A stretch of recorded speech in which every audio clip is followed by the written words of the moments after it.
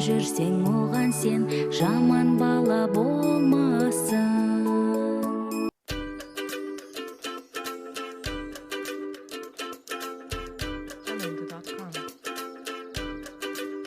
Қазақстан балалар баспасөзінің негізін қалаған балалардың сүйікті басылымдарының бірі балалар мен жасөспірімдерге арналған республикалық «Ұлан» газетіне биыл 91 жыл. Ғасырға жуық тарихы бар «Ұлан» газеті тар жол тайғақ кешулерден өтіп, талай тауқыметті артқа тастап, тәуелсіз Қазақстанның заманына да жетті.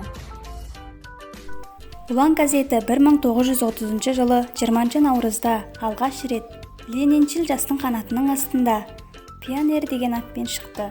Осы жылдың 5 қарашасында «Пионер» газеті Алматы қаласының Гоголь көшесіндегі номер 9 үйде тұңғыш рет өз алдында дербес басылым болып шықты. 1937 жылдың наурыз айында «Пионер» газеті «Октябрь балалары» деген атпен шыға бастады.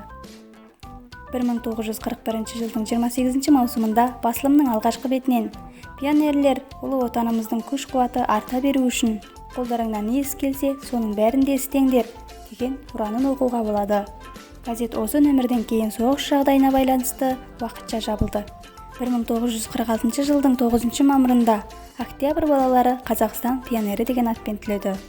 1990 жылдың 4 қаңтарында Қазақстан пионері газеті «Ұлан» деген атпен жарық көре бастады. Ал еліміз тәуелсіздігін жариялағаннан бері ұлттық балалар мен жасөспірімдер басылымы болып, халықтық педагогика жүйесін басшылыққа алып, тақырып аясын кеңейтіп, 1991 жылдың басынан 8 беттік апталық газет болып шығып келеді. 91 жылдық тарихы бар «Ұланның» «Октябрь балалары» кезіндегі Қазақстан пионері атанып, шартарапқа таралған шағындағы рухани әлемге қосқан үлесі есепсіз. Оның әрбір санында уақыттың үні, тарихтың тынысы бар. Бұл балалар мен жасөспірімдер газеті болған соң, балалар шығармашылығына үлкен мән берілді. Балалар жіберген хаттар редакция бөлімінде сұрыпталып, әртүрлі айдарлармен жарық көре бастады. Газет шыға бастаған күннен бері жас буынның өмірдегі бағыт сілтер кеңесшісі, қол ұшын берер көмекшісі, ой бөлісер сырласы болып келеді. Кішкентай бүлдіршіннің саналы да салауатты азамат, білімді де білікті маман болып тәрбиелеуіне газеттің қосқан үлесі зор.